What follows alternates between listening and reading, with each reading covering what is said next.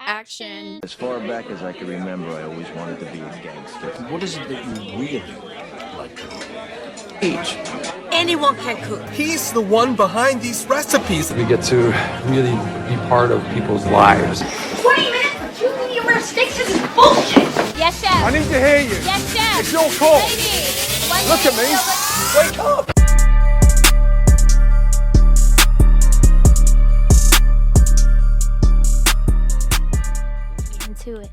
Get into it. Hey.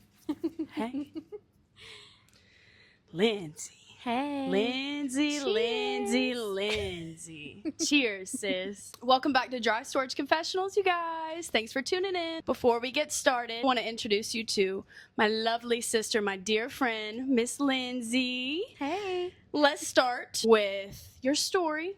Take us all the way back to the beginning. I want to hear about young Lindsay. I want to hear about little Valley Lindsay and where she got her start in life, in the restaurant industry, in motherhood, everything, where we are today. Okay, well, when I was 16, I needed gas for my car, and so my mom said you had to get a job. So I started out in a fast food restaurant and worked my way up to, I worked there for 5 years. So throughout the 5 years, it was like, team member to like a shift leader to assistant manager. And then I took on the role as the general manager of the store, doing all the hiring, firing, truck orders, everything. And that got to be a little chaotic for someone at my age. I think I was 22 when I left that job, but I bought my first house because of that job. I met a lot of people. I went through a lot of different struggles, and I learned a lot about myself at a really young age.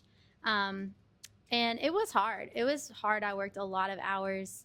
So anyways, moving on from that, I ended up getting a job in like the accounting world. And I did that for a few years. And then I decided I wanted to go back to school full time and possibly go into the Coast Guard. Yes, I remember that era. Yeah. So I quit my full-time job. I sold my house. I started working as a server, bartender. I did night shifts at the hospital, also while in school full-time. I was grinding. Yep. Like, I had a plan.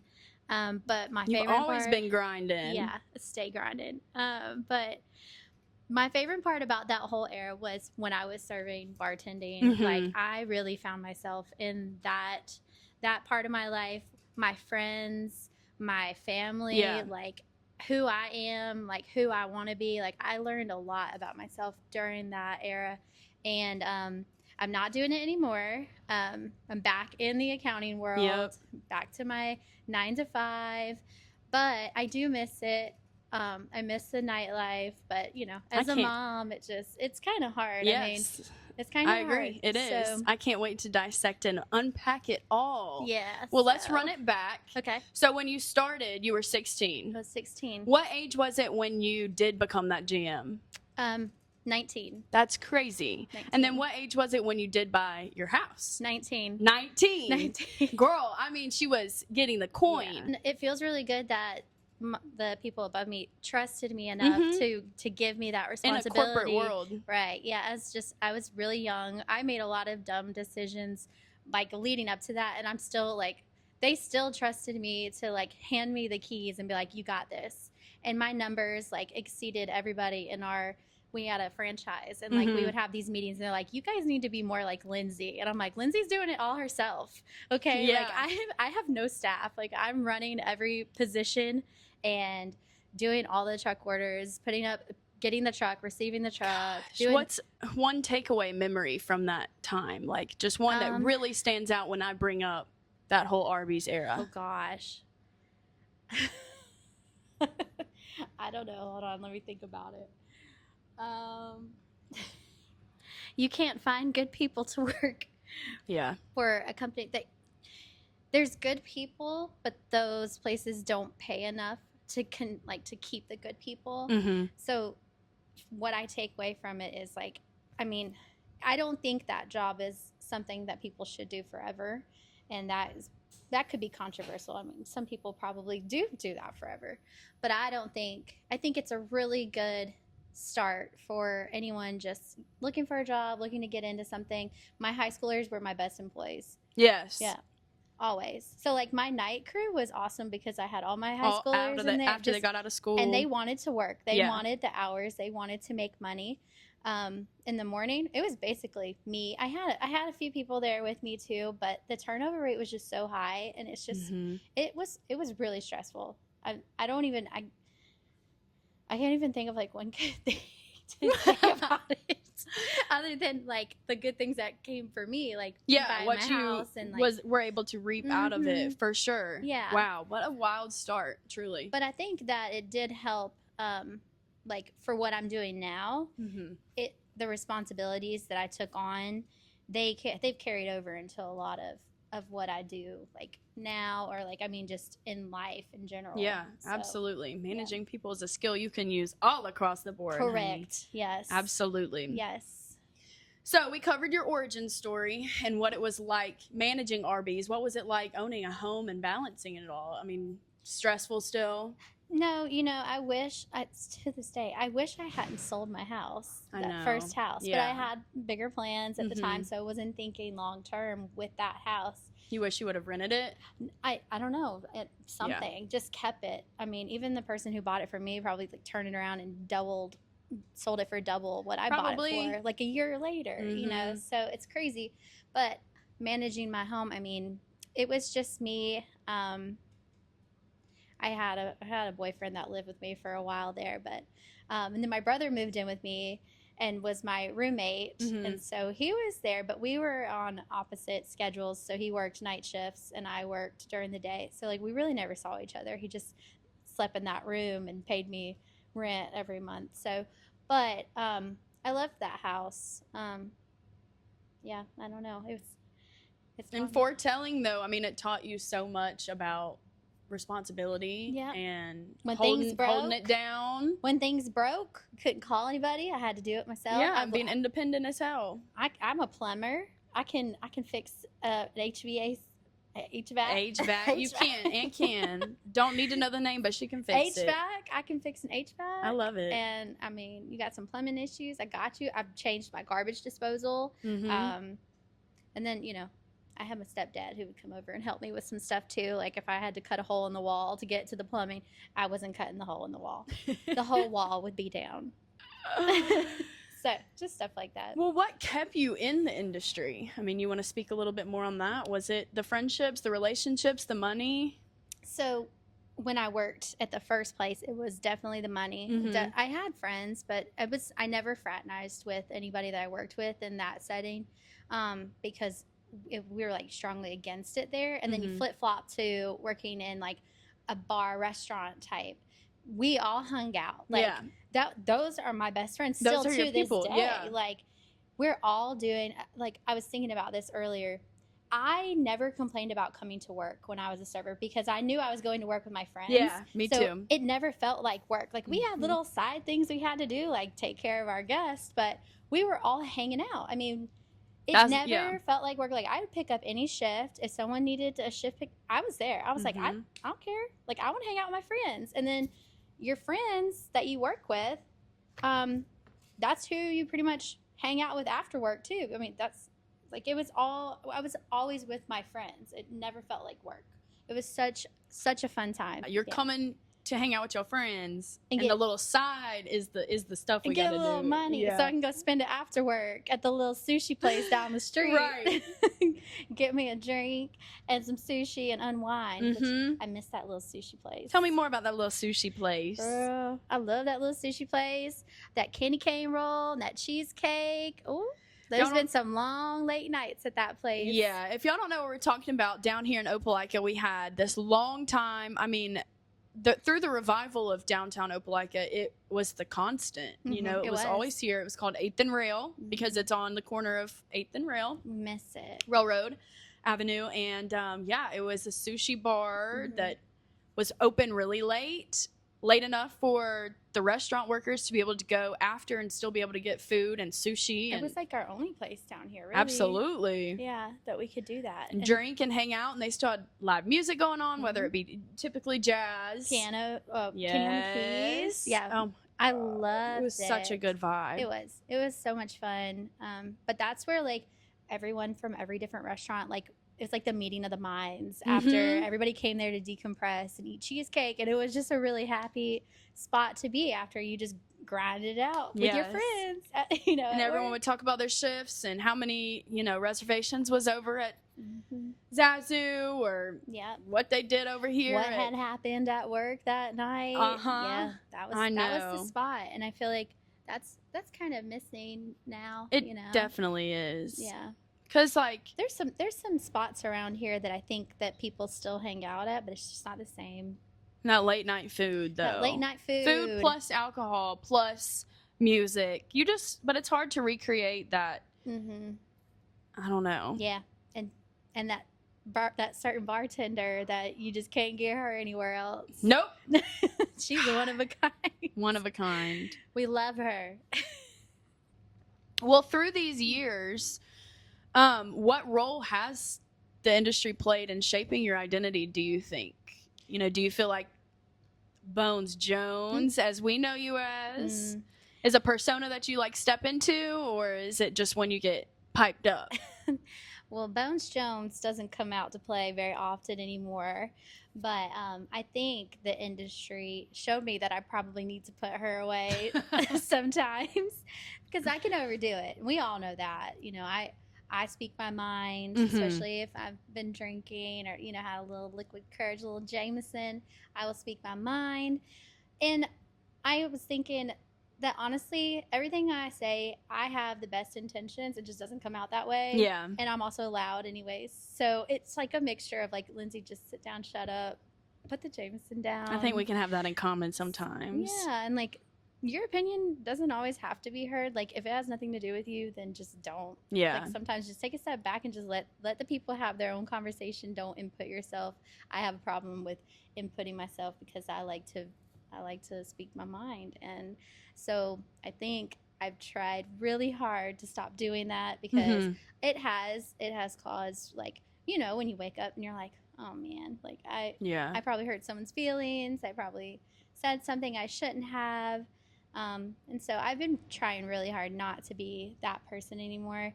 But also, some people need that person. They do. need that person to tell them how it is because they don't have.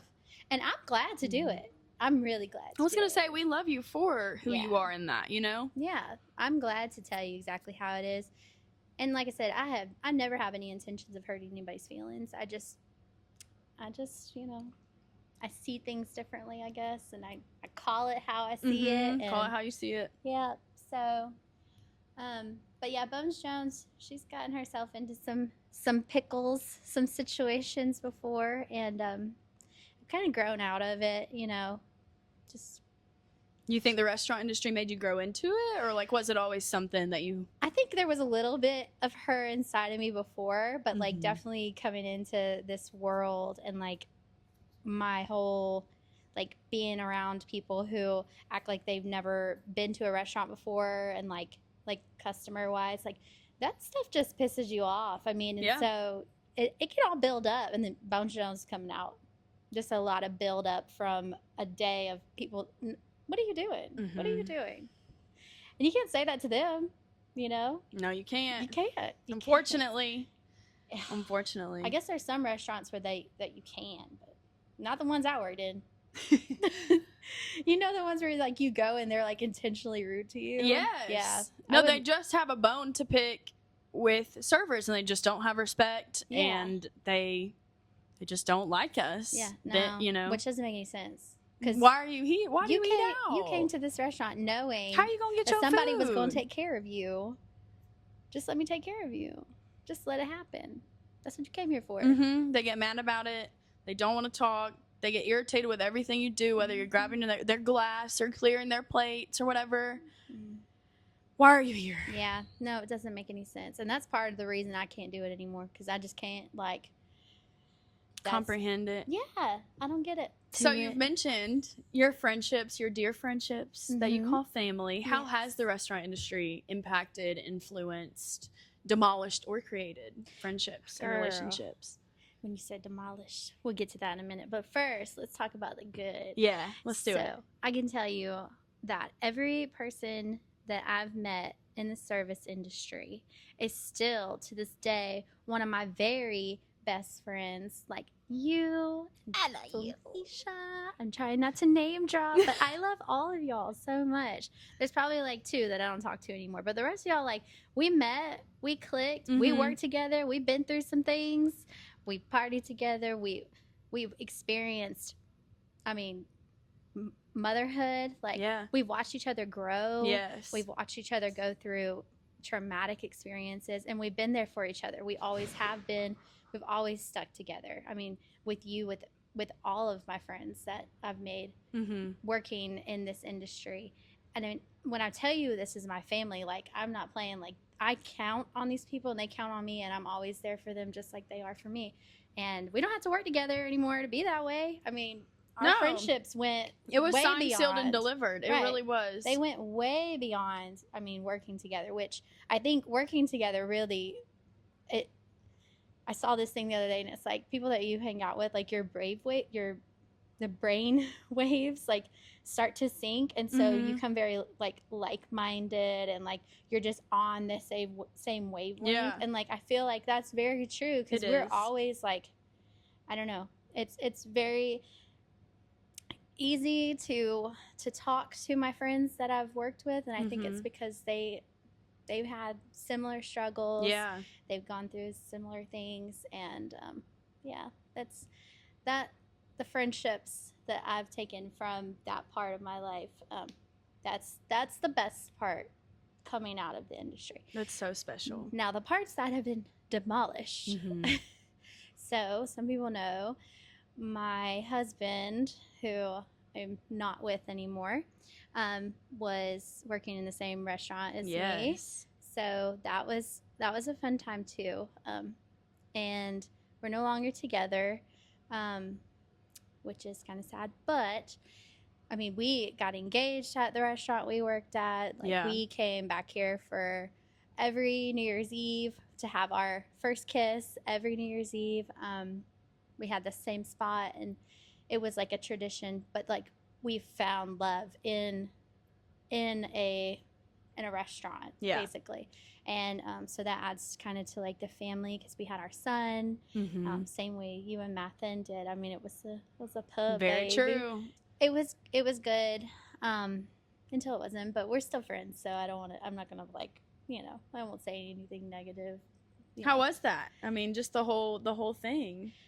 It helped a lot. Like, during COVID is when we had our son. So it helped a lot. I was coming back to work after I had my son. St. Patrick's Day was supposed to be my first day coming back after having him, and then everything shut down. Like, we had vendors pull out that we were supposed to have that whole back. It was supposed to be a huge thing. Yeah, and so so I ended up not coming back to work, but he did. He kept working, and him having a very close relationship with his boss. I mean, I don't think that we would have been able to get through it had he not had, the position that he had here. Yeah. It's very family oriented, very family. You were able to be at home. Right. I mean, that was a blessing for sure. It was. Yeah. So I think it worked out in some aspects, but yeah. And we really liked working together. So that helped too, because that was when we spent time together. And then when I didn't work with him anymore is when it kind of went downhill.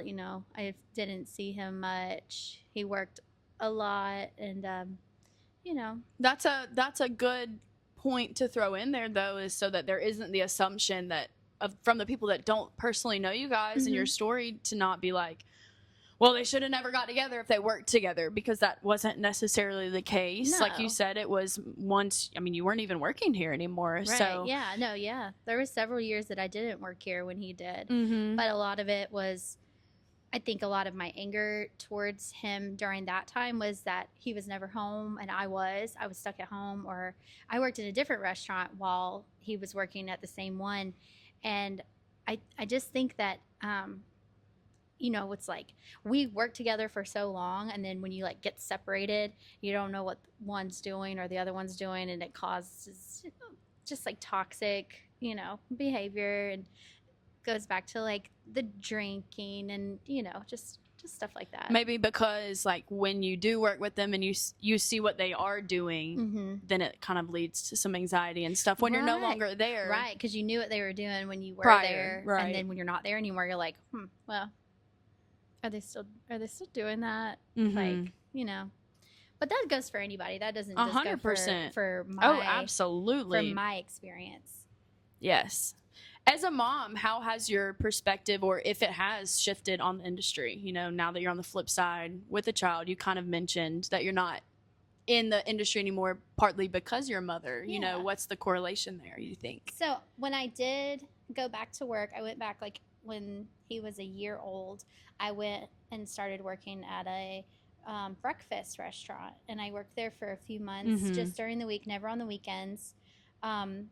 And to touch on that for a second, we would get there at 6 o'clock in the morning, and they closed at 2, so we would leave about 3, and I would go from 6 to 3 without eating, no breaks or anything like that. So that was, and I would honestly did not make very good money there at all. So like, Wasn't even it wasn't worth worth it. Yeah. Wasn't worth it to be away from him. Mm-hmm. I just felt really guilty, like Yeah. going and doing that, and still like I'm Being not like even it's not really- even I'm justifiable. not even providing anything Right. besides like I have to pay for his daycare. Yeah, and that's the common thing. It's like when the math isn't mathing, Yeah. It's not worth it. no. No, because I would much rather be with my son, you Mhm. know. So then I flip-flopped and went to a different restaurant. And luckily during that time, my parents were still in town where they could watch him Mm-hmm. for me while I was working. Because again, like his dad was a chef in a restaurant, so he was always working. Like Yep. it wasn't really like an option for him to stay home while I also went to work. So I had a lot of help from my parents then. But, you know, working Friday nights, and he's gone to my parents, and I was getting off late, and it's not like I'm going to drive and go pick him up at 10 o'clock at night while he's already asleep. So I missed the whole evening, and I wake up the next day and probably had to go back to work the next day. So it would be like weekends that I didn't get to see him. Mm-hmm. And I don't know, it just became very toxic, and still being in that mindset of, oh, everybody's going to hang out after work. So, and I don't have my son, so I can do that too. And it just becomes a pattern. And I really wanted to separate myself from that because, one, I wanted to be with my son. I Yeah. wanted to spend more time with him.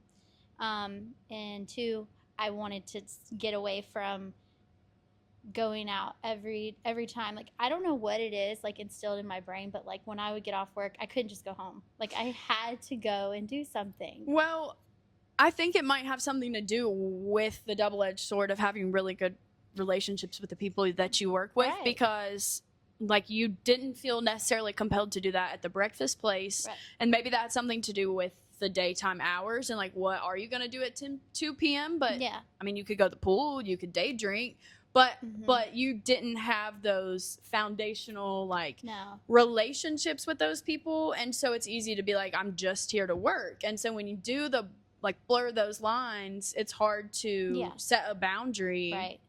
Yeah, and so that's something I worked on a So, lot when yeah. I got away from it. Like I used to have severe FOMO. Like I would be Yeah. like, I need to go Yeah. and hang. Like everybody's here. Like I feel like I have to also be there, and I'm not like that anymore. Like I Mhm. don't. Y'all are doing the same thing you did last weekend. I'm not missing out on anything. Like You know, I know y'all tell me about it tomorrow. yeah, I'll hear about it, or we can do it. We can try again. Like in a couple weeks, I might be ready to come out and hang out with y'all. But I do not have like I don't have the FOMO anymore. Mhm. Like, and if I don't get invited to something, I'm like, cool, that's fine. Like, I probably didn't want to go anyways. Or maybe it's a good thing that I am not going. yeah, Or, yeah. But you know, like my top and main priority now is my son, and Mhm. so that's like my main focus in everything I do, from the job I work now to like, you know, what I do on the weekends or whatever. Like it's all centered around him, and like, am I making the best decisions that he like for him? And I become less selfish like with what I do. Yeah. And that's good and bad because, you know, I put myself on the back burner a lot now. And I've been trying to not do that anymore too. Like I'm always working on myself, you know, like always trying to better myself. But in that process, I'm doing it for my son. Like, yes. always, if you're not, there's something wrong. Right, if you're not yeah. trying to change and better yourself and Right. switch something up, for sure. But again, another double-edged sword is like the restaurant industry can be good for some of those mothers, especially that are single or not. If they're, you know, they can work at the same time as their husband. If they have a family member that can watch, so then both parents are there together. Yeah. They can do opposite so that the kid is always home. it can works be really flexible. well for some people. But then on the flip side, it's really hard if your child comes up sick. I Right. mean, it's really not always easy if everyone else is already doing something else. You know, it sometimes isn't a thing where like, oh, I can put that stuff on my desk and it can wait till tomorrow, Right. or I can do it while I'm at home, or Mhm. you know, I just have to catch up over it on the weekend or use a sick day or whatever you else. Like can't really sometimes do it's not the that. case at all. And that's another thing, like if you're not there working like in the service industry, you're not making money. Mm-hmm. So even if you can't leave, that's like number one, like you don't have anybody to cover your shift. You're stepping away from the money that you needed. Like I can see it from every angle, and I know plenty of people who have kids that work in the service industry, and they thrive off of it. I don't think I'm not as strong as a person as they are, strong of a person as they are, to not go home go straight home after my shift. And I just feel like I had to separate myself from it. Well, you I know? think there's strength in like knowing that and learning that about yourself, Yeah, though, and that's something that this It has took taught time. you. It took time. I mean, whether took it's kind time. of like planted that seed in you or not, I mean, at least you know it has also Yeah. like let you realize it as well in the same hand. So you know you can work on it. And stuff. it didn't happen after, you know, a year. I mean, No. it took time. It took time for me to grow. I'm still growing. I'm always growing. I make a lot of mistakes. you Honey, know? she a flower. She always blooming. Have you ever had a moment on shift where you realized how deeply this is tied to your sense of self and your community? Like every day that I worked, we try to be a good face for the restaurant that we're working for, but that also goes into like you have people coming from out of state, from different places to come to the restaurant you're working in. You're not just representing the restaurant that you're at, you're representing the community, you're representing the city that you work for. You're putting on a show, put on a good one. You know, that's what I think. Definitely. I agree. Another point too of if you did, you know, when you did want to leave, that was a huge decision. I mean, you knew you were cutting ties and hoped that it wouldn't cut ties of the friendships Right. too and all that stuff. I think I'm pretty confident in my friendships that I knew that if I didn't work in the service industry, that I would still have them in my life, and that I could call any of y'all anytime, you know, and I still can. Yeah. Yeah, And you still have a good lot of people relationship have with kind of broken up. They will. Yeah, you know, not from each other, but like from working within the same space. Because at one point, I mean, it was just like every single person that I know and love, all under one roof, just grinding It it was out the together. time of our It really lives. was. Yeah. It was such a good time. But now I think everybody's just kind of like gone their own ways, but we all still really love each other and still come back together. I'm sure there's new friendships, you know, old friendships, but like what we created when we were here together, like I feel like that can't be broken. Yeah. Dad was younger then, which is the boss. And then he's always, you know, gone back and forth just testing out. Is it a good thing or a bad thing to support and host and sponsor those outside events that do form the relationships that are deeper on another level, you know? And that doesn't happen as often now with this current staff, and you can definitely tell a difference. So I think now is the comparison time for him to be like, is that a good thing or is that a bad thing? So I'm interested to see, but I don't know. What do you think? Like, I think for us, like us getting together outside of work was a bonus. Like we were like, well, we were probably going to hang out anyway. But you think it made us better? Yeah, absolutely. I mean, there's definitely, if we were going to argue, we were going to do it here or we were going to do it there. Yeah. So it didn't really matter. I think it, like, there was a time we had like the Memorial Day trip out the lake. That was so, like, that was So such fun. a good time. And I feel like that brought us closer to each other. And I feel like in this industry, you have to be friends with the people you work with. I mean, you don't have to be, but like it helps. Yes. It definitely helps to have each other's backs. And because it can be really hard. It can be like going through some of the things that you go through, to have someone there that you can talk to and confide in. Like it's, I think, really good to have outside things. I mean, like we did like 4th of July. Like your dad used to be all about it when I worked with him and with you guys. I mean, it was just, we always had something going on outside of work, and I really appreciated that. Like I really appreciated that time that we didn't have to worry about work. We could just focus on enjoying each other's company and having fun together. I think not only do the workers deserve that, but they appreciate it, and it shows, you know, when they come back to work, they're like, everybody's excited to be around each other again because we just had so much fun together. Right. Like, and now we get to just have fun together, but we're still working. And that's what, like, going back to what I said, every time I came to work, I didn't even care. It didn't feel like work because you're excited to be there. I was happy to be here because all of my friends were here. And so I think it really helps. Like where I work now, like I'm not friends with anybody. I've never even met any of them. Right, exactly. So I don't have that same like connection. I don't call them up and like tell them anything about myself. I'm sure that this one lady, she probably would love it if I did, but I don't. Like, it's like a very big difference. Like I feel like, I don't know. I feel like in this industry, you have to have that. Where I do now, you don't have to have that. Like I don't talk to a single person all day long, but here, yeah, definitely. What's the difference though? I mean, do you think you're still giving the same amount of effort though? Absolutely. I give probably more effort though, because I don't focus on like having the conversations that I did, which it's different. I mean, it's a completely different role. It's a completely different job. But when I did this job in an office setting versus working from home, I can tell you I was very less productive then, because I would spend a lot of time talking to my coworkers and stuff like that. So maybe him thinking that way, like, let's not hang out outside of work so that you guys are focused on work when you're here and not focused on being friends. But I don't know. I don't think that works in this industry. Yeah. Like in other ones, sure. But like in the service industry, I just feel like it moves the flow of everything from the kitchen to the bar to the service to the host to the bus to the dish. When you can get them all together and they like trust each other, they love each other. I mean, some of them might hate each other, whatever, but everybody like flows. It flows better. The shift will flow better because everybody's working together and not against each other. And so I think that having those like outside gatherings or like just showing your appreciation for everything that they do, it really helps.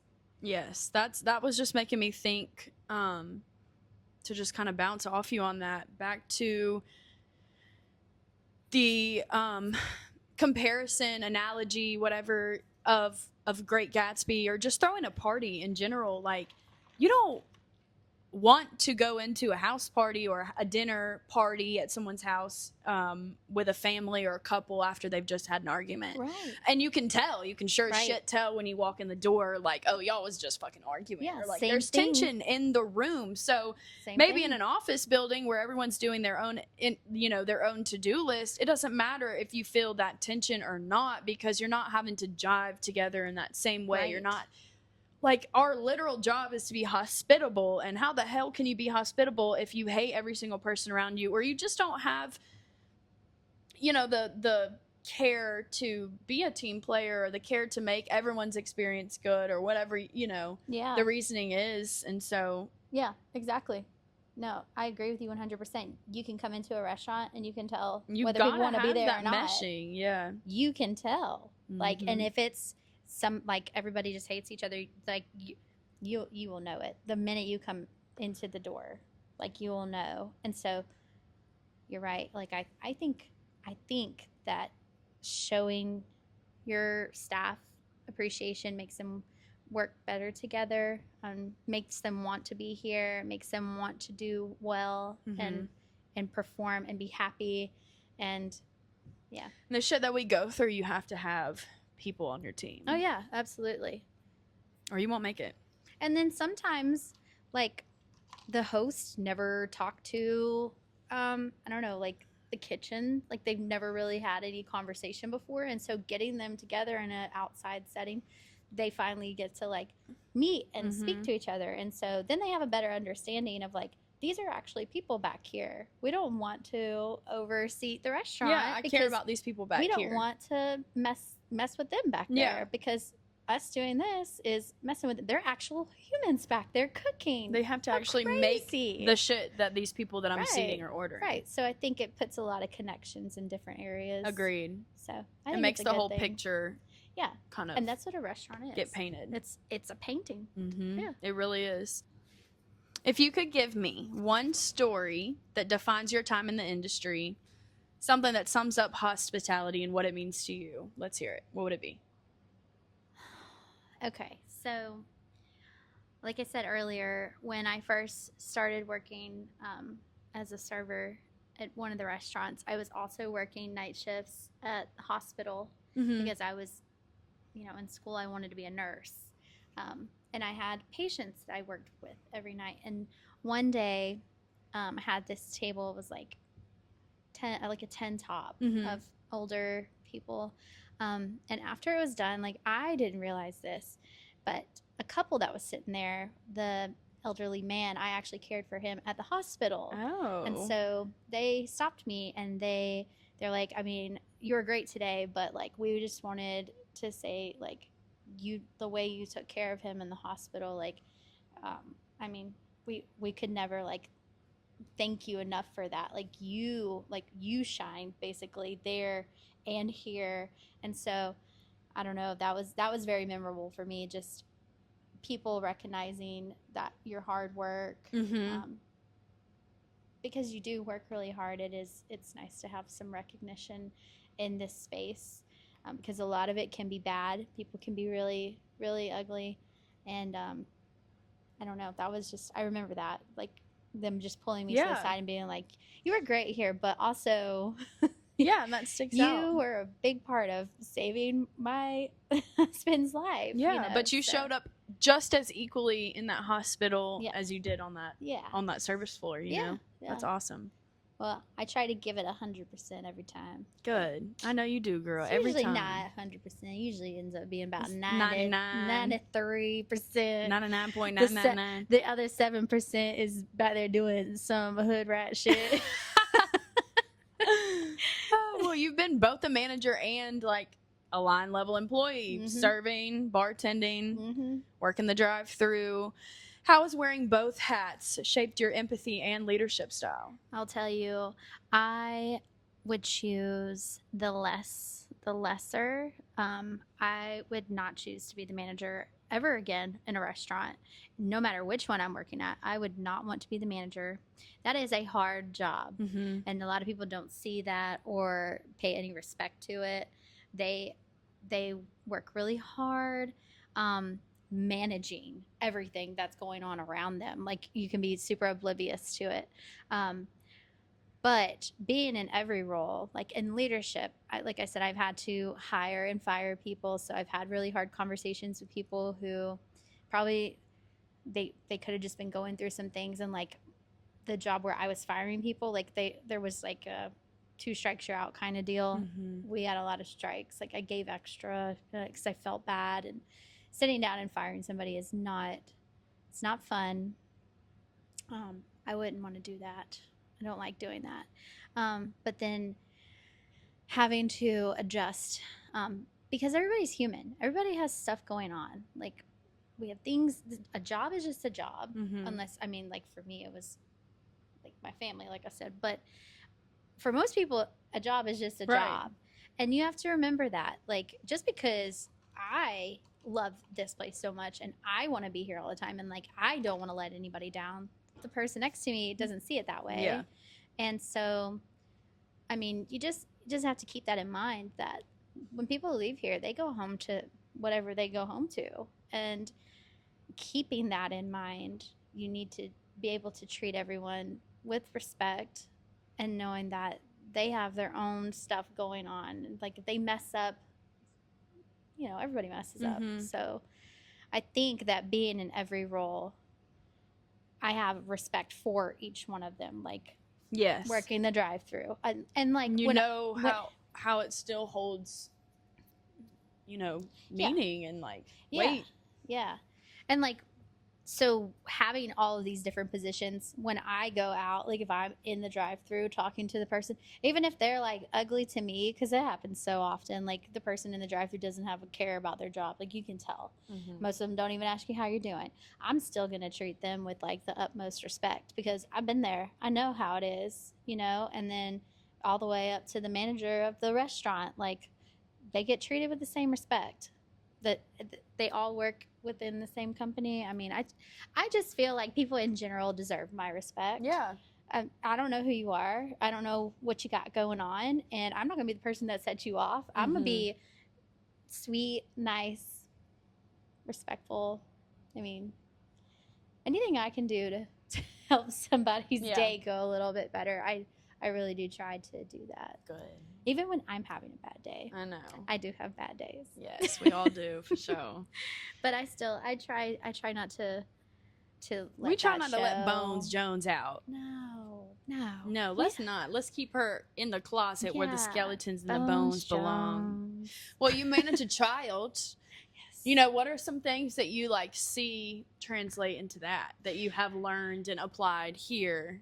Yeah. Not here, but in the industry. With him. Yeah. Yeah. So we operate really well on a schedule. Like the summer was rough. I mean, to not have like some kind of like structure, like we're just waking up whenever we wake up, we're doing whatever, like we don't have plans.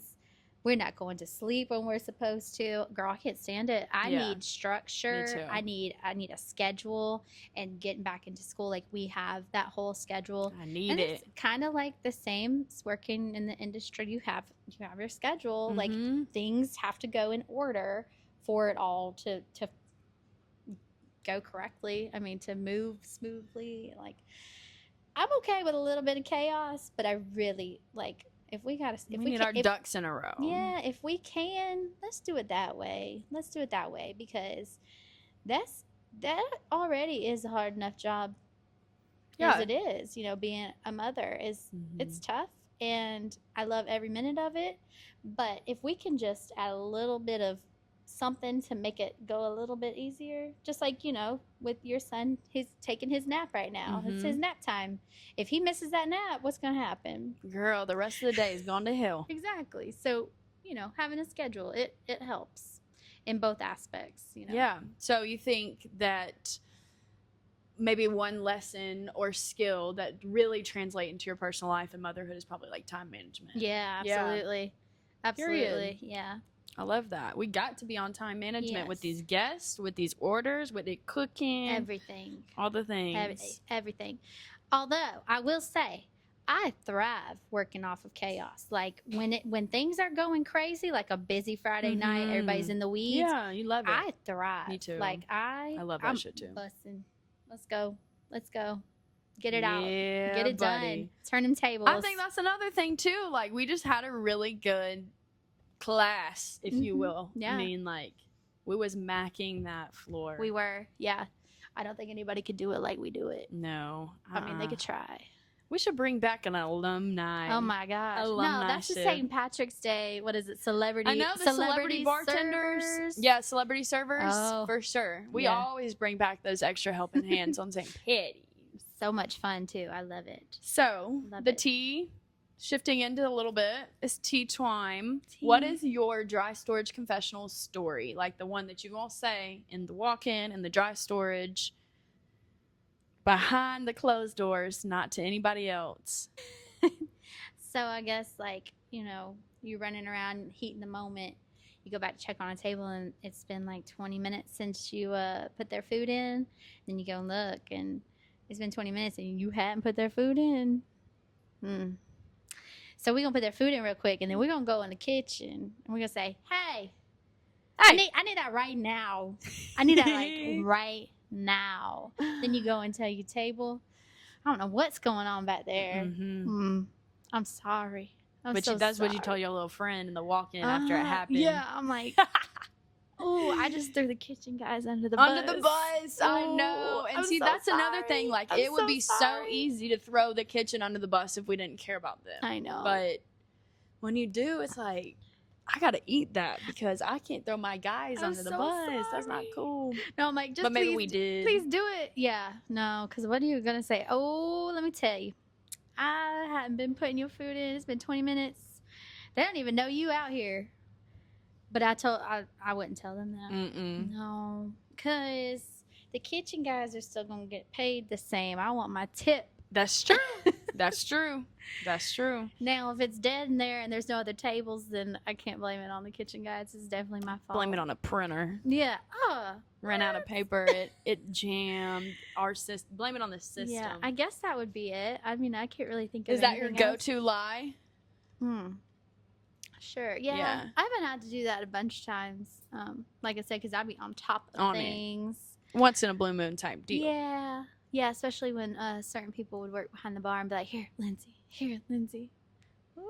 What, doing it to you? Getting you to make something quick? Giving me a shot or something on a Friday night for me to take back to the server alley. Yeah. A little nose touch. Bad.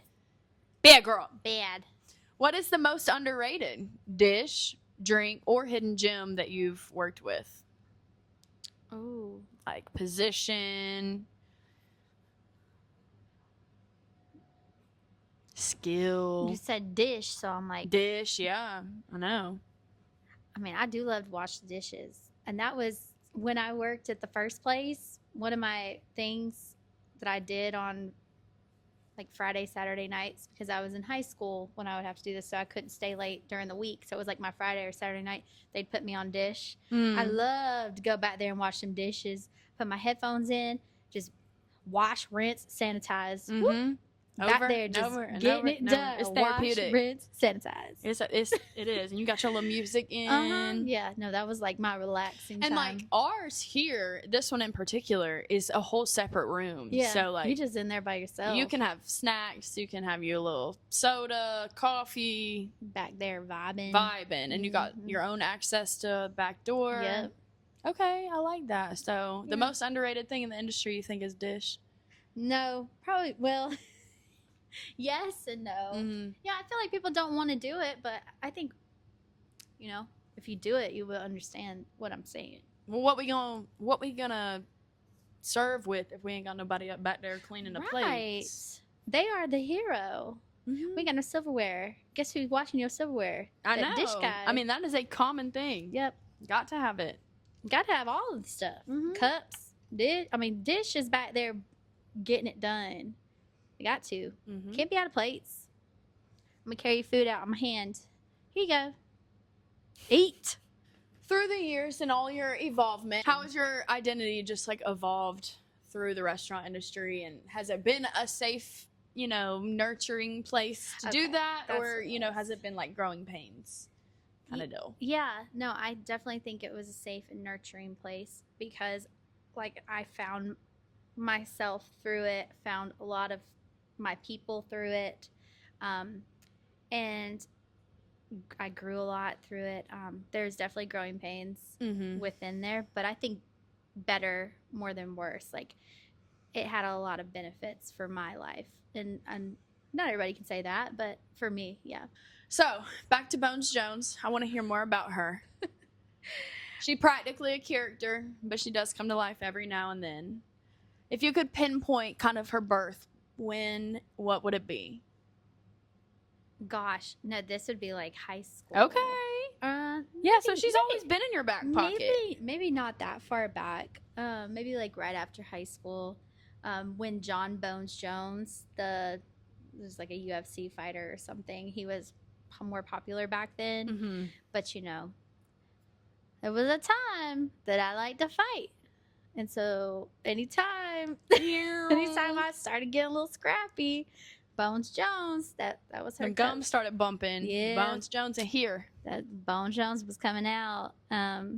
So that's kind of where that came from. I am a lover now. I am not a fighter. So don't expect to see Bones Jones. She does. She makes a little appearance every now and then, but yeah, that's kind of where she started. I can actually like remember who came up with it. Do you know Penny? Mm-mm. I think Penny was the one who started that. Shout out Penny. She still calls me Bones Jones. Well, too. so do we. And Yeah. never left. True, yeah. But I remember being like in an apartment like in Eagles Landing, and they would have like these big parties, and that's kind of where it started. And yeah. Anyways.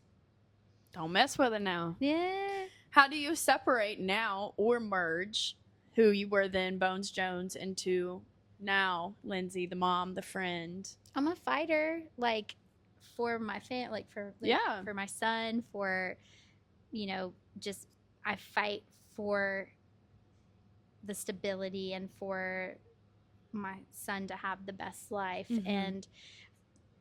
But I don't fight people. So we merged it, but we took out the part where I punch people in the face. Yeah. And that's just being funny. I don't really punch people in the face. It's more of a mama bear now. Yeah, It's more of yeah. a big sister now. Yeah. Yeah. Yeah. No, I got if you're on my team, I always have your back. Mm-hmm. I stand on business. She really do. Stand on business. She do. Yeah, She but- is that girl that will not cower if you need her. No, I will always be there, It's true. even when you don't want me to be. You only don't want you to be. Even when you're like, I Not got now. this. Shut up. I don't even need you doing all Pipe that. it. I'm just Zip saying, it. I'm right here, and I ain't scared. I ain't scared. All right. I think that checks the boxes. We've heard a good amount from you. You did really well. Do you feel like you know me? I do. I hope that y'all know her too. It added up. But I think that you speak for a large majority of women in the industry that started young and have grown through it and have experienced motherhood through it. I mean, you were such a helpful person to look up to and just like kind of model after and be like, it's gonna be cool. I'm excited. I mean, shit. It was gonna be cool. It wasn't like a shock or anything. It was like, I want what she got. Yeah. And I love Yeah. it. And hell yeah, we doing that shit. Yeah. We got in those big stories. So, we can switch gears now. I think we got it. Okay. Time for a little shift note, rapid fire, a little fun. The quick hits, the unfiltered reactions. I want you to pop it off. The first thing that comes to your mind on the fly while hustling, behind the bar, on the floor, whatever you may have. Okay. It. First word that comes to mind when I say Sunday brunch shift. Oh, Lord. That was two No words. pun intended, though. No, seriously. Yeah, we already know what's coming in through that door. We don't want to be here on Sunday morning. And y'all like to act like you don't want to be here on Sunday morning. I mean, that's just, oh, Lord. Mm-hmm. Yeah. You don't want to be here because you might be a little tired. I'm tired. A little extra A tired. little tired. Sunday, yeah. And you don't want them coming through because they're kind of assholes. They kind of mean. When I'm getting to that question about the Sunday brunch, I do mean because we probably went out Saturday night, or majority of the employees did, or stayed up, or, it was just a long shift. And then the other half is just like the stereotype of Sunday brunchers, Yeah, especially It's when not good. y'all just left from the holy building and you acting like this when you step into mine. Right. Another part of it is the amount of people that work on Sunday brunch is not like you're probably not going to work with any of your friends, and they're all out having Sunday brunch themselves. So you got like that FOMO aspect of it. Sunday brunch is not a fun shift to me. I don't like it. Yeah, I'd much rather be sipping mimosas. me too. What's the worst smell in a restaurant or bar? Probably like sewage, like when the toilets get backed up and stuff like that. That's probably it. Or the drains. The drains, yeah, the drains. Yeah. And pour some bleach down in them drains. You're supposed to. Yeah. What's the best smell? Bacon. Ooh. Yeah. Or Agreed. any kind of dessert that's being cooked. Like some bread pudding. Uh-huh. Yeah, but bacon. Give me the pettiest reason you've ever side-eyed your coworker. Or popped off. Them just being rude. I mean, there was this one bartender that I could not be scheduled with because they knew that we were going to get into it behind the bar every single time because we don't vibe, we don't mesh, we don't work well together. It's just not going to happen. I can work with anybody, but I can't work with her. What happened? Ooh, I don't know. She's an old bitch. Sorry, not sorry. For having a tude. Yeah.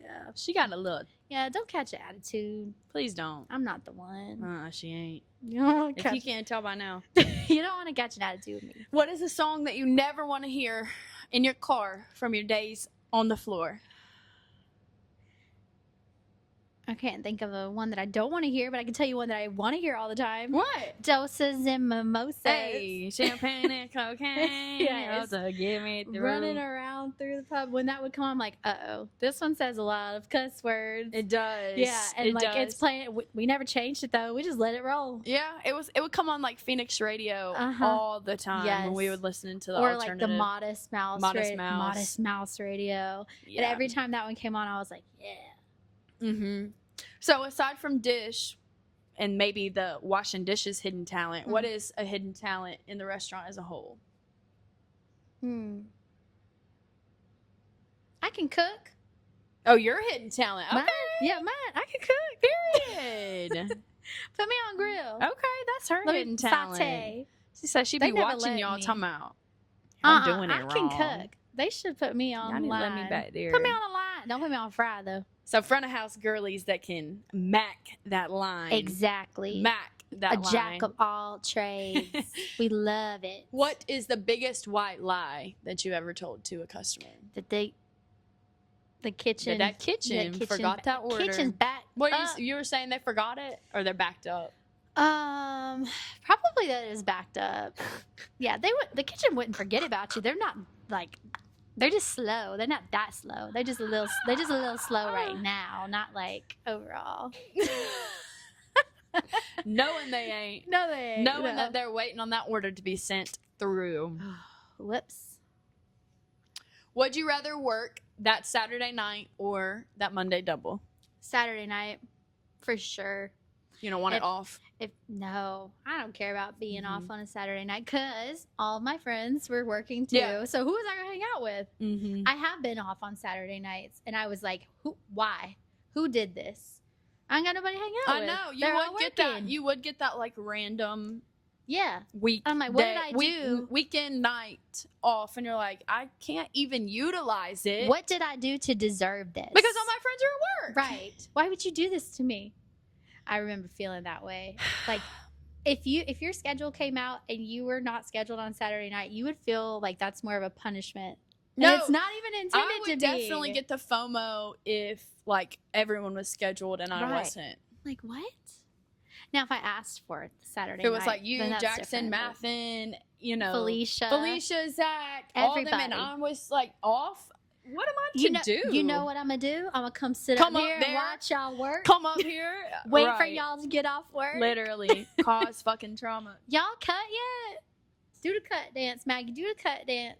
Do the cut dance. You just unlocked a whole ass memory. Cut dance.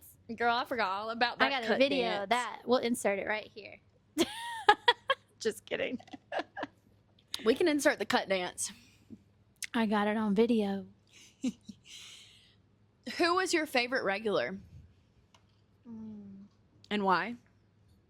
Okay, so it's not really just like one person, but like a group. We had the comedy nights on Monday nights when I was pregnant too. And I would bartend. That whole group, they showed me so much love, and that's my group. I made so much money on those comedy nights. Shout out comedy night, comedy crew. Hey, and if they're ever around the area, go see them. They're funny. Yeah, they are. They're funny. Who you talking about? You talking about Like Dave James and Dave. Yeah. Yes. Okay. Yeah, they're funny. Yeah, we still do. We got comedy nights up Okay. here Wednesday Plug. nights. Let's go. Plug. Plug it in. Oh, Come on. Thursday nights. Come up. We don't know what that is. We got comedy Thursday nights. Come up to Plug. the corner bar. No, the Dublin Loft. Come up to the Dublin Loft at the corner of I don't even know. What do they call this place anymore? We used to call this upstairs venue the corner bar, and we used to have drag shows and stuff. They've and rebranded. Huh? Y'all have rebranded. We have rebranded because the two people that we worked with did move away, and that was also during COVID. So I mean, everything stopped. And yeah, after that, we just all kind of went in a different direction. It was good days, but people still were asking, you know, like 2-3 years later, do y'all still have shows up there on Saturday nights? No. So ultimately, to just kind of help curve some of that confusion, yeah, it was like we rebranded So it's to the Dublin Loft. Dublin Loft. So not much difference. It's still in the corner. Comedy nights on Thursday nights at the Dublin Loft. And there has been some chats about some shows. Ooh. We'll see. Okay. What is the best shift you've ever worked? Okay, game day Saturdays were always fun to work. Homes or home, aways? home games. And while the game was going on, because it was like the before was like super busy and we were trying to get people fed so that they could go to the game. And then you're like dead during the game. So everybody got to stand around and kind of watch together. the game. Yeah. And you're all in your gay whoever you're pulling for. I was gonna say all your Auburn gear, but not everybody is an Auburn fan, but everybody's watching games, and then the games are over and then they all pile back in. Yeah, I haven't thought about that. I think that was probably maybe for me a favorite reoccurring shift was always home game days, because we always could wear our stuff on Saturday. So it was like, okay, I can switch up my outfit a little bit.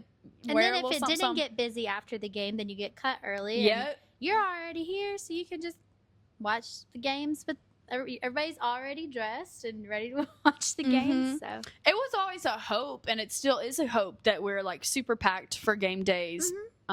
Because if you're not familiar, Opelika is a very short 15-minute drive. It's a sister town to Auburn. To the stadium. We're literally just over the bridge, and you would almost never know it, though.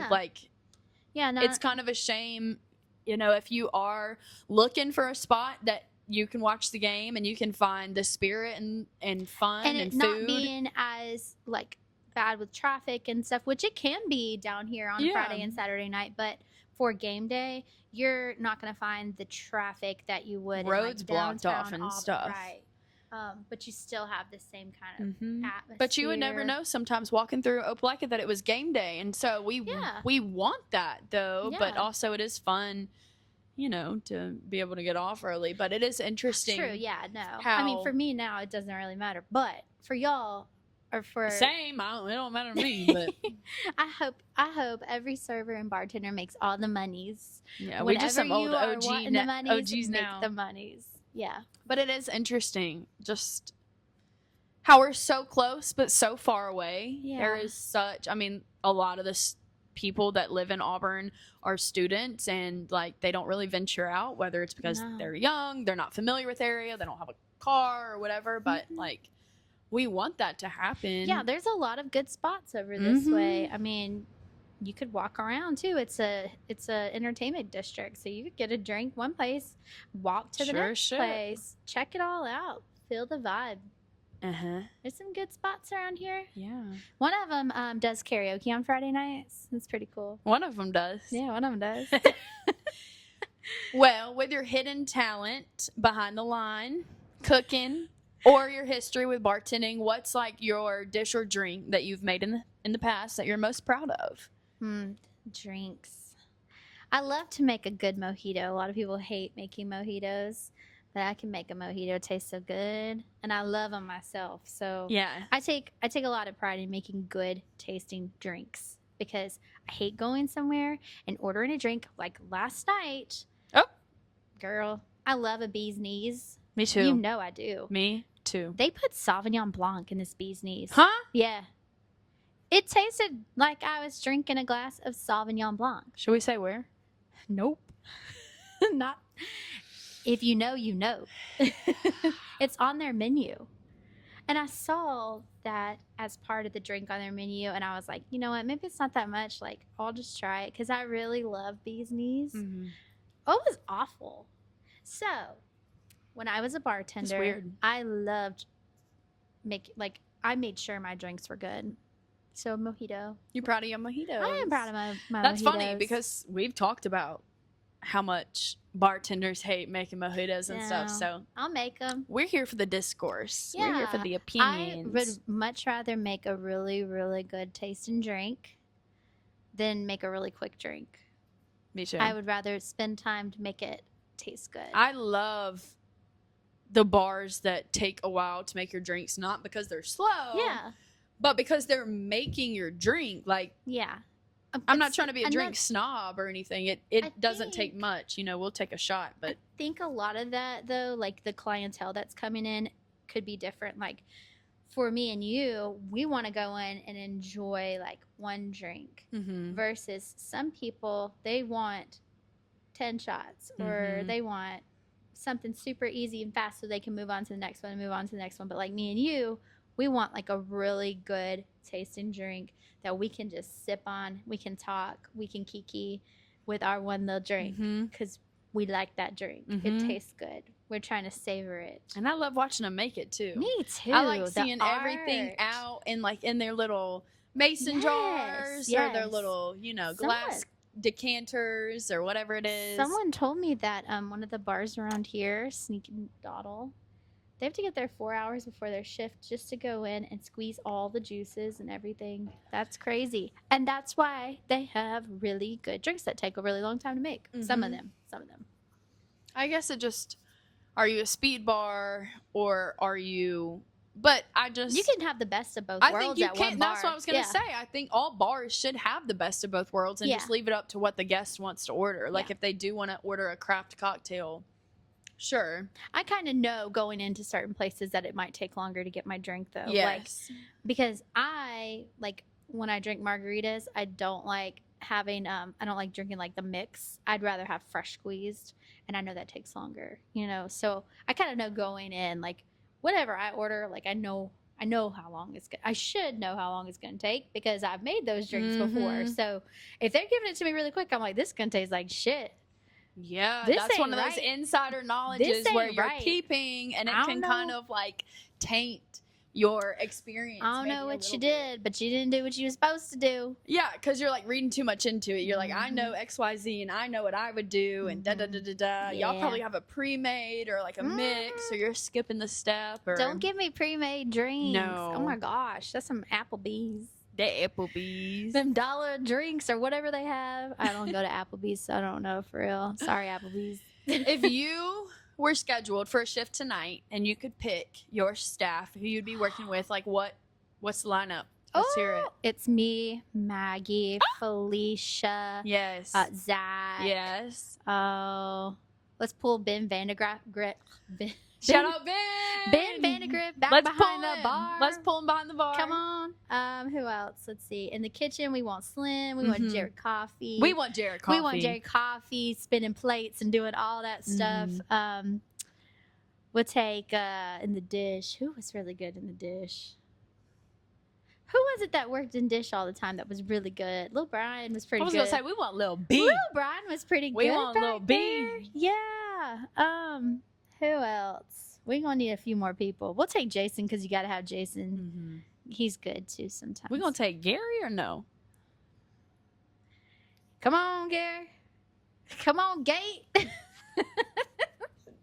Yeah, yeah, we're gonna need somebody. So yeah, and math. But I think I prefer math and behind the bar. Okay, that's a hot take. Yeah, I like math and bartending. He's more fun. He was. He's he more just fun like as the bartender. I know he didn't believe it, Yeah, no, he's good in the Or kitchen just- too. That man can cook. or it just took too much social battery for him. Yeah, To be that, and it just exhausted him. I think. yeah, that makes sense.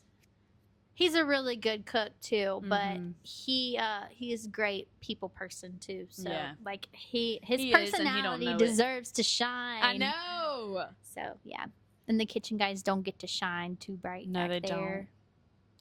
They just get thrown under the bus. Funniest Bone Jones story or moment Oh gosh. Okay. that went down in history. You remember there was this girl that used to live here. I don't think she lives here anymore. but she was friends with some of our friends until she wasn't anymore. So her and I didn't really get along all the time. I think this was like one of the drag show nights, actually. And so I came up, and one of our other friends had gotten arrested, and I guess she like paid their bail or something. And so she was like rubbing it in my face that she was like a better friend than me because they had reached out to her and not me. Oh my God. And I don't was remember telling that her detail. constantly to get away from me. Like I was like, just go. Like, don't talk to me. Get out of my face. Like you're really annoying me right now because what you're doing is like antagonizing me. You're trying to start something with me. Because if you weren't, then what are you talking about? Like you didn't even have to say anything. And so then she just kept following me around. Like everywhere that I went, she just kept on. And so I turned around and punched her in the face. I bet you go away now. Bet she did. She did. And did. And did. And did. And so did I. But yeah. But she went away. They said, Lindsay, you got to go. She went away for real. Yeah, she ain't here no more. She don't live here. Oh, well. She don't live here. But if you're bothering somebody and they ask you to leave them alone, just leave them alone. Because I don't want to punch nobody, but you ain't listening. You're not. The words aren't wording. Yeah. Yeah. And after a few times of me telling you, I just can't tell you no more. I'm going to show you. I really want you to leave me alone. Yeah. That's a Bones Jones moment. What's for the sure. craziest coworker drama that you've witnessed that maybe you actually, What about one that involved myself? Okay. Okay, so one night, we used to sit out on the balcony and order drinks through the window. And one of the bartenders in particular just did not like any of us anyways. But she definitely didn't like us ordering drinks through that window. And I think she was flicking us all off through the window. And I don't remember who picked up the chair. It was me or somebody else. One of us picked up the chair and acted like we were going to throw it through the window at her. Or maybe she picked up the chair. I don't know. She was involved in a lot of the drama anyways. So there was a common denominator. It wasn't me. Mm-hmm. It wasn't me. Did the chair go through the window? No. No. It was heated like it would, though. Yeah. Yes. But we continued to order our drinks through the window. She didn't stop us. Mm-mm. She was mad. She always mad for no reason. She still had to make them, too. She did. And did. And she didn't get tipped. No. And then after that, we would just go to a different bar, even though we were sitting 5 feet away from her bar. We would go to a different bar, and make it a point, and order drinks at the other bar and tip that bartender because. Well, I mean, when management or you don't have to be ugly. They're not listening or they're not noticing, taking tabs on. Not only just like, are you doing what I'm asking of you to do as a manager and you're an employee, but also like, what is your relationship like with these guests? Like, right. Oh yeah. No. Ayanna and I spoke on that. You know, if you listen to when this comes out, if you listen to the previous episode, like it's about the relationships with the employees and with the that's what this is all about. And it wasn't all just about the relationships. It wasn't just coworker drama. Like, no, she you're had drama scaring with off everybody. everyone. Yeah, she had drama with everybody. Pay attention and take notes to how they're interacting with the guest and stuff, and vice versa. 100%. They might be peachy with the guests, but are they making every other person on your staff's life a miserable living hell? Which that's a problem. Those people that are working might be reflected onto other guests that aren't necessarily her guests. You know, because she's giving her coworker shit. So then they're pissed and they're having to go and take care of other guests. So it's like a ripple effect, all stemming from one person. But yeah, that's her. Which why them relationships matter. They do. What is your craziest guest request you've ever received? It wasn't like a specific request, but there were certain menu items that people would try to make like substitutions, like they wanted mashed potatoes instead of fries or something like that. And like we couldn't do that. And so it's not like specifically like a weird request or like something that irritated me for the like. It was like an easy request, actually. Yeah, super easy and could have been done easily, but like we just weren't allowed to do it. So it got annoying, like having to explain why we couldn't do that and deny the request. Right, yeah. No, I have personal experience with that too. And I mean, every kitchen is ran by the person. So Yeah. that's okay. But and it's fine that they want it that way. Like, I completely understand it. It's just hard to explain that it to other is people when they don't understand. Like, And like, yeah. they want an explanation. And can I just nip it in the bud and be like, I'm not going to owe you that. No, Yeah. we can't do that. Yeah. Like, our job is We're the talking messenger. to the guest and we're going to smooth things out and stuff. And like, Yeah, but don't take it out on me just because I can't do it. for having you. to explain why, well, yeah, I could say because my chef doesn't want to. Okay, sure. But like, let's not do that because that's Yeah. going to affect my tip and it's going to be weird for the rest of the evening. So yeah, I'm going to have to divulge in, it takes more labor for our mashed potatoes because they're hand mashed, or this costs more. It's a fresh produce versus a frozen fry, or, Right. like, Yeah. so that did get annoying. I totally agree. My suggestion to them was always like, I mean, you're gonna get what like comes with the dish, and you can pay like the extra $4 for that side item, like on the side. Sorry, it costs an extra $4, but if I'm gonna substitute it, you're still gonna have to pay something extra anyways. So just eat that, and you'll get both. Yeah, You I can would try, always have to and you kind can of- try what comes with the dish, and then you might understand why it comes with the dish. Yes, and versus that's- just automatically assuming that you won't like it or Yeah. you want something else. Maybe try what it's being paired with, because it's paired that way for a reason. Mhm. And I question a lot about, like, I like to go to places that change their menus like so often. Like, there's new things, Yeah. and I question some of the stuff. I'm not picky though, so like I'll try anything, but I question stuff and I'm like, would I like this? And then I get it and I'm like, I taste every flavor, and like the palate, like I gain the understanding of why they put these flavors together. And a lot of people don't trust it. But you came to this restaurant wanting to eat here. Yeah. The menu is built by the people at this restaurant, so you kind of have to go with it. And if you didn't want to, then you can just cook at home. You could make that yourself. Yep. It ain't gonna be as good, but you can make it yourself. Yeah, and you don't want to make it yourself. That's why you're Right. here. Yeah. So you can pay the extra $4 for an extra side. But yeah, I say that's what I would say too. Is just like, I say try. Why did the chef pair it that way, and why can't you make a substitution? You should just try it. Live a little. Unless you're allergic, then yeah, I'll throw you some broccoli on the side, but you're still gonna. Unless you're allergic, then we can talk about it. People love to say they're allergic to stuff, and they're not. Y'all not, and that is You weren't allergic to that when you had the appetizer that had it in there. I know, and that's so fucking rude and annoying, because there are people that really do have celiac and really do Right. And have you're just out here making stuff up. allergies that can cause you to go into anaphylactic shock Yeah. when their throat swells up and like they Yeah. can't do anything, and Like, if you're that's allergic rude to shellfish, to be talking about you got that. Yeah. If you tell me that you're allergic to shellfish and you just had the cocktail shrimp appetizer, go away. Think I'm a fool? I ain't a fool. I seen you. Shit. I seen you. Well, if you had one word of advice to tell someone that was starting a new shift tomorrow, or yourself, what would it be? Good luck, and go in with an open mind. Your first shift is never going to be like the best shift. Your second shift is not going to be the best shift. You're going to be training. You're going to be meeting new people. You're going to have new experiences. But if you go in with an open mind and you want to be there and you want to be around your coworkers, and like you put forth that effort, you will build really good friendships. The money will come in because you're enjoying what you're doing. Also, if they tell you that you have to drain the coffee maker at night, they are lying. They're Don't let them fool you. That's so funny. I was actually going to be like, I have one more question. Have you ever hazed or like been hazed? They hazed me. Yes. They got you that shit? Yes. Felicia!